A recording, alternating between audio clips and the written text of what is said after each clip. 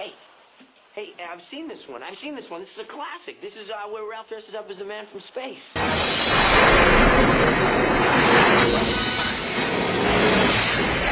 Back to the Future. 1985 isn't just a sci-fi classic, it's one of the most beloved movies of all time. But behind Marty McFly, Doc Brown, and that famous DeLorean lies a treasure chest of strange and surprising stories. From bizarre casting changes to hidden Easter eggs and production disasters, the making of this time travel adventure was almost as wild as the movie itself. Today, we'll uncover weird facts about Back to the Future that will make you appreciate this legendary film even more.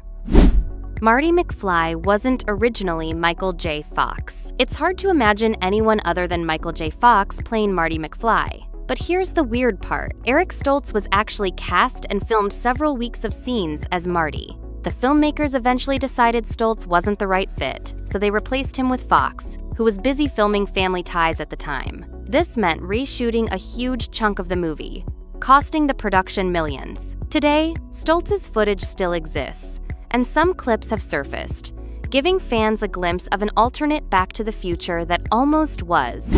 The DeLorean wasn't the first time machine. The DeLorean time machine is one of the most iconic cars in film history, but it wasn't the original plan.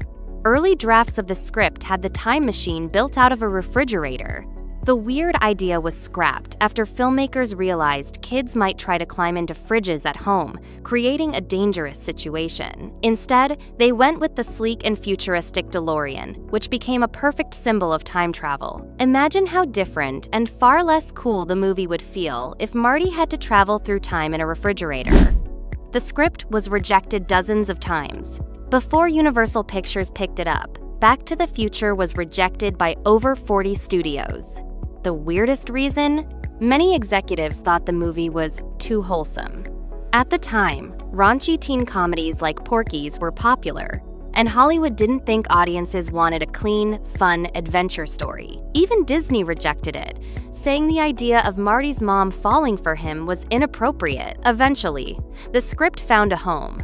But it's strange to think that one of the most successful films of the 1980s was almost never made. Ronald Reagan loved the movie. In one of the film's funniest moments, Doc Brown refuses to believe Marty is from the future when he hears that Ronald Reagan is president. The weird twist?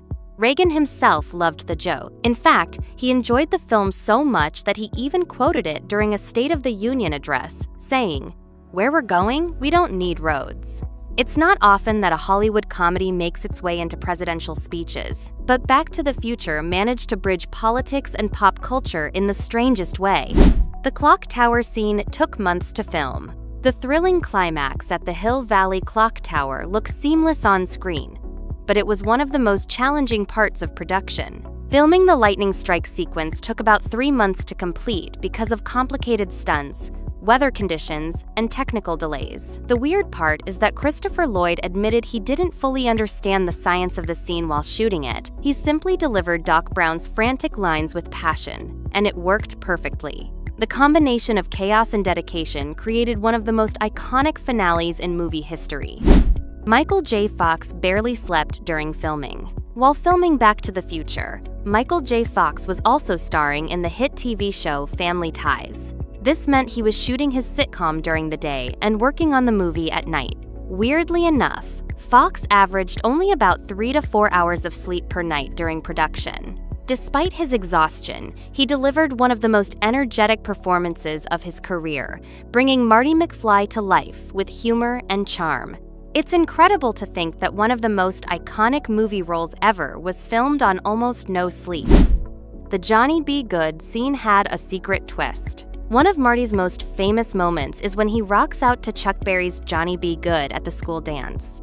But here's the weird twist. Michael J. Fox wasn't actually playing the guitar. While Fox learned the finger movements to look convincing, the real guitar track was performed by musician Tim May, with vocals by Mark Campbell. To make things stranger, the script joked that Marty inspired Chuck Berry himself through Marvin Berry's phone call. It's a quirky mix of fiction, music, and history that turned into one of the most memorable scenes in the film. The mall had a hidden name change. At the start of the film, Marty meets Doc at the Twin Pines Mall. Later, after Marty travels back in time, he accidentally drives the DeLorean into one of Old Man Peabody's pine trees. When Marty returns to 1985, the mall's name has changed to Lone Pine Mall. It's a subtle but weird Easter egg that many fans didn't notice at first. This clever detail shows how even the smallest events in the past can have ripple effects in the future, one of the core themes of the entire trilogy.